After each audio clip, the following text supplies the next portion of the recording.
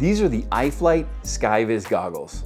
They're a high-end set of analog goggles with a compact form factor, a built-in Fusion receiver, built-in folding antennas, adjustable diopters that go from -7 to +2, and a modern user interface designed to give you a great FPV experience with as little hassle as possible. These are binocular-style goggles with 2 independent screens inside, which give you a much better experience than cheaper box-style goggles. They are 700 nit 1920 by 1080p OLED displays with a 100 Hz refresh rate, which puts Skyviz right up there with the best FPV goggles on the market. The built-in receiver has anti-interference and fusion technology, which means it blends the signals it receives to create the cleanest possible image, which is what high-end modules like Rapid-Fire or TBS Fusion do. These goggles are pretty expensive, but remember, you don't have to purchase a separate module or upgrade the antennas like you would on other goggles. And if you factor in the cost of a Fusion receiver and a set of high-quality aftermarket antennas, the price starts to make sense. Now I know what you're thinking. Are these goggles worth the money? That's really going to come down to the performance of the built-in Fusion receiver and these antennas, because having those components built in is either a huge added value or a limitation, depending on how they stack up to other high-end analog systems. So in this video, I'll test the performance of the built-in receiver and antennas against my TBS Fusion module, which is one of the best receivers money can buy. Mine's a little bit old and I had to take the screen off because it was broken, but it still works great. And I'll tell you right now, there's a lot to like about these goggles, but I'm also going to let you know about a few limitations that you're going to want to know about before you decide if these goggles are for you.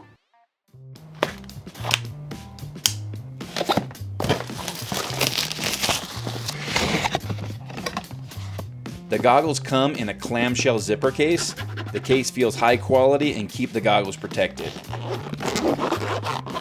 Inside, we've got a user's manual, a warranty card, and a sheet of stickers.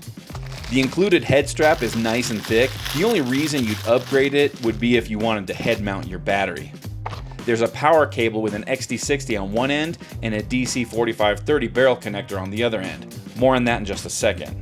A microfiber cleaning cloth, and the goggles themselves. The compact design feels lightweight but solid, and the antennas fold up and down very nicely. iFlight designed the Skyviz goggles to be compact and easy to use, and the small form factor and folding antennas means that they look and feel very modern, even though they are analog goggles.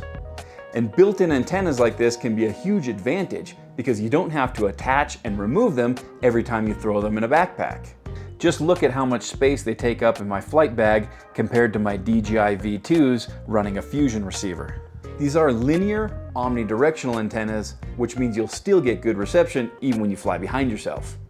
On the front, they have these LED strips that'll make you look like a pissed off alien when you fly. In the menu, you can change the color or just turn them off. I like white or blue. Red is a little too demonic for my taste. It's completely unnecessary for flying FPV, but I have to admit they do look pretty cool. With an analog system, the image obviously isn't as good as digital, but I still fly my analog drones because they do still have advantages over digital when it comes to weight, latency, range, and cost. And to cover some different use cases, I'll be testing the Skyviz with a tiny whoop and a long-range drone. Analog tiny whoops are always going to be lighter and fly much better than digital tiny whoops. For example, the Meteor 75 Pro outflies its digital brother, which has the DJI 04, because on a tiny whoop, even a few grams really makes a difference. Another nice thing about analog is that it's much cheaper. Analog VTXs cost a fraction of what digital VTXs cost. So even if the price of the Skyviz goggles is a little high up front, the money you save on your VTXs does add up when you have several drones. This entire GEP-RC Mark IV 7-inch drone I'm flying right now costs about the same as a single DJI 04 Pro because it's analog. Analog also has real advantages over digital when it comes to long range. because you can get some super powerful analog VTXs, like the 2.5 watt Maton VTX I'm running in my GEP-RC Mark IV 7-inch, which can give you some amazing range, and with the right setup, analog can absolutely outfly digital when it comes to long range. And when you do get far away, analog signals are still very flyable with some static, where a degraded digital signal isn't really flyable. It can be scary when a digital signal starts to freeze up. I will test the Skyviz against the TBS Fusion at longer range in just a minute. The optics have a 7-element aspherical lens system, and the image I see looks fantastic to me, at least for analog. The 1920 by 1080 OLED displays on the Skyviz look great. The limitation is the analog feed, not the screens themselves. So basically the image will look as good as the camera and antennas you're using on your drone. The field of view on the Skyviz is 44 degrees, which is just about right for me. Too wide and I have trouble focusing on the entire image, and too narrow and you don't have enough peripheral vision to see small branches or obstacles as you fly around corners. You do have the option to fly in 4:3 or 16:9 aspect ratio. With most FPV systems, 16:9 will crop the top and bottom of the image if your camera has a 4:3 sensor. But the Skyviz stretch the image to cover the screen so you don't lose any field of view, but you do get a nice, comfortable 16:9 image. Even when you fly in 16:9, the DVR records the 4:3 aspect ratio your camera sees, not the 16:9 that your eyeballs see. So I don't have any 16:9 DVR to show you, but I can stretch the image in my editing software to give you an idea of what it looks like.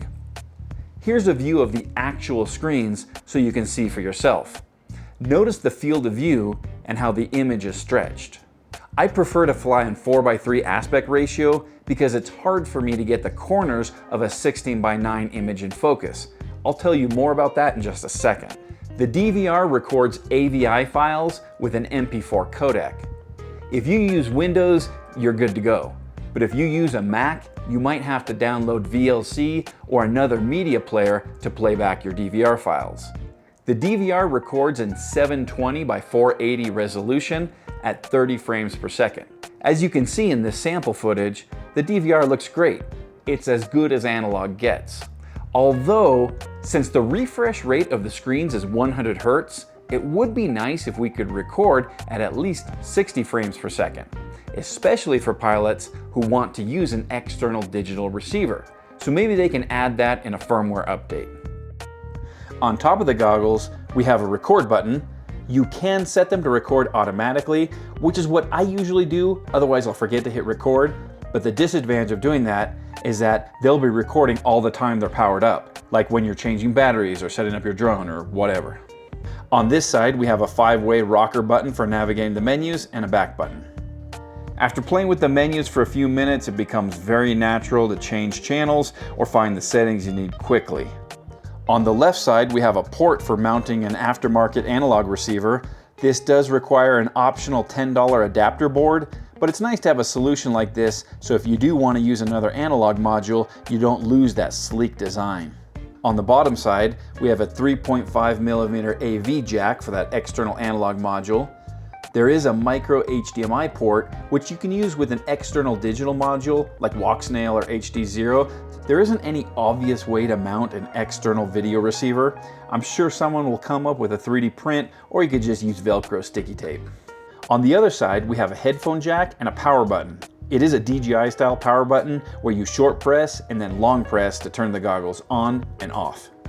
The power input is right here, and it uses a barrel connector that fits the included cable that has a super beefy XT60 connector on one side and a barrel connector on the other side. The barrel connector isn't the standard DC5521 connector like you see on most other goggles, which is 5.5mm by 2.1mm. It's actually a DC4530, which is 4.5mm by 3mm. This really annoyed me when I first noticed it because most of the other goggles I own all use the standard DC5521 barrel connector, and I already have several spare cables that I keep in my flight bag, which will not fit the Skyviz. I'm sure iFlight used this smaller connector because there are some advantages. It has a tighter fit, so it's more secure and less likely to come disconnected during flight, and it has a smaller footprint on the PCB board. And this is the same barrel connector that DJI used on the goggles too, so I'm sure they went with it for a reason. The included cable feels pretty high quality and it looks like it'll last, but if you do lose it, or if you want to use a standard barrel connector, you can just get cheap adapters on Amazon. The Skyviz goggles take from 7 to 28 volts, which means you can use a 2 to 6S battery to power them, which is super convenient because if you forget your goggles battery at home, you can just use one of your flight packs. I use a 4S lithium-ion pack and it lasts forever. The diopters can be adjusted from -7 to +2, which should allow most people to get a sharp, focused image without glasses. To adjust the diopters, you turn the knob counterclockwise and they pop out. The adjustment has a nice clicky feel. And once you get them adjusted right, you press in and turn clockwise and they're locked in place.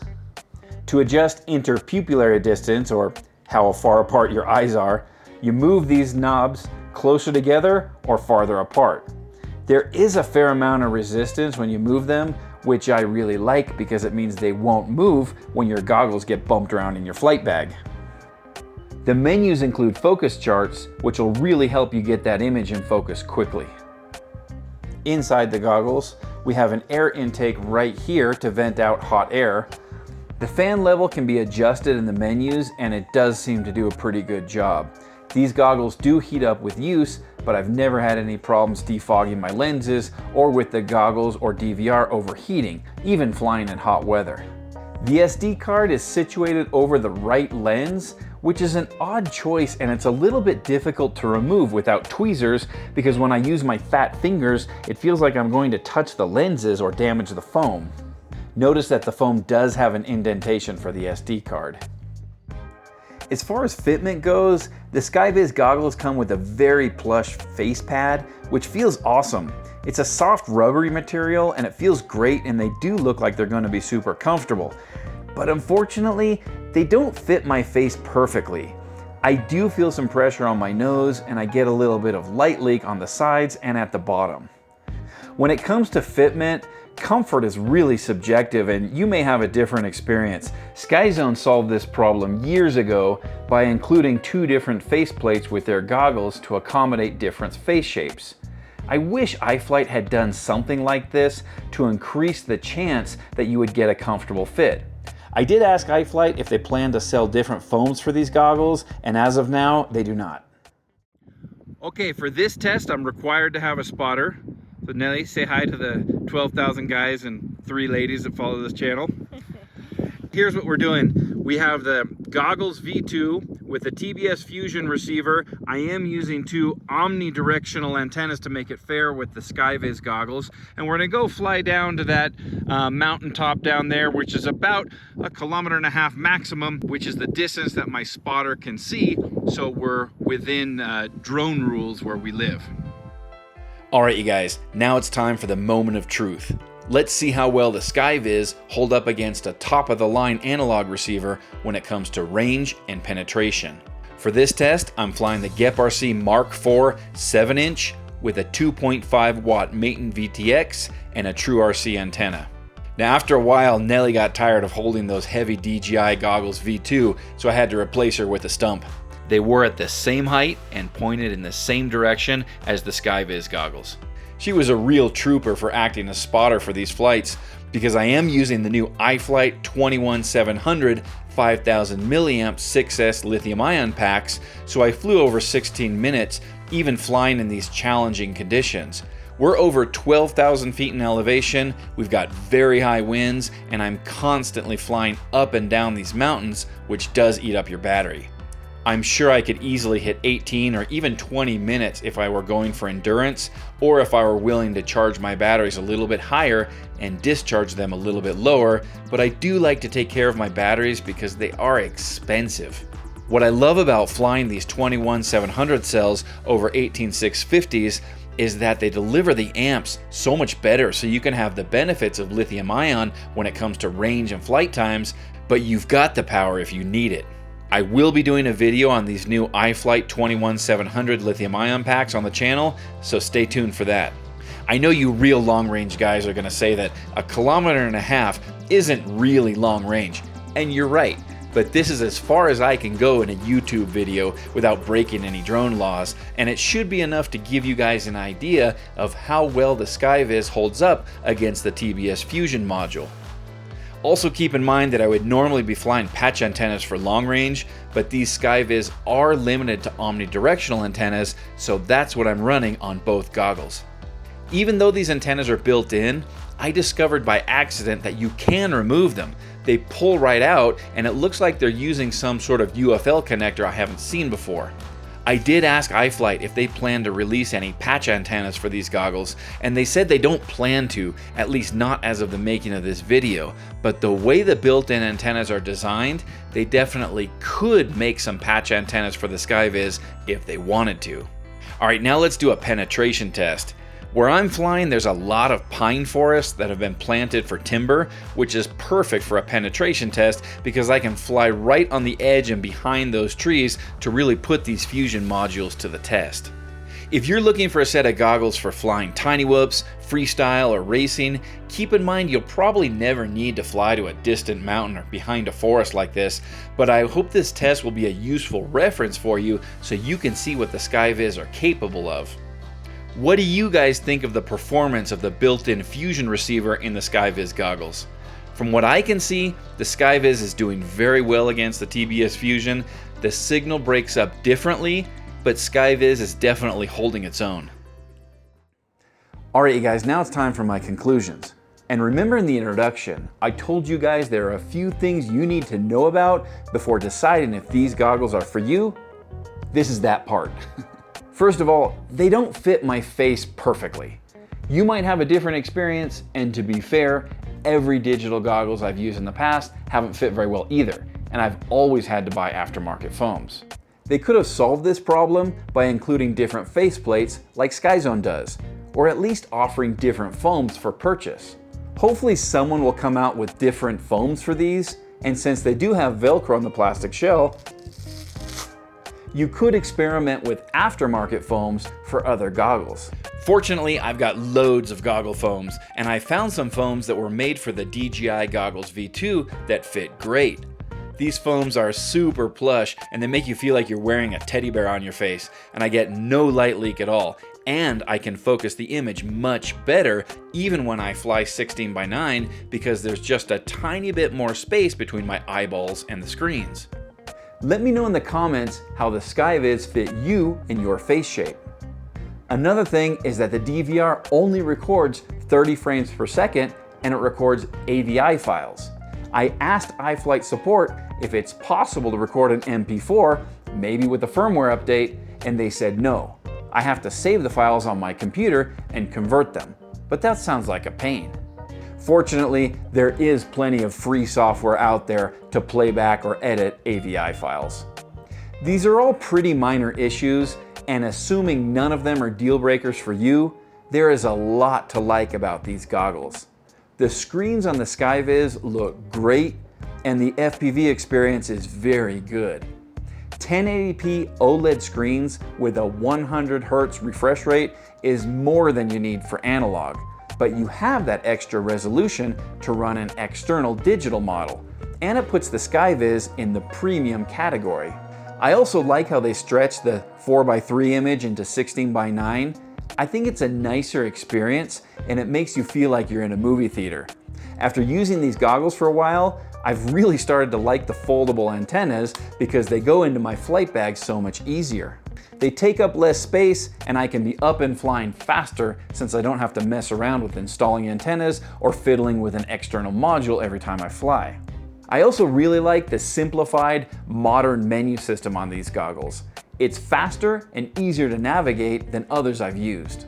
The cooling system also works very well, which is super important because if the cooling system isn't effective enough, your lenses will get fogged up on sunny days when you start to sweat.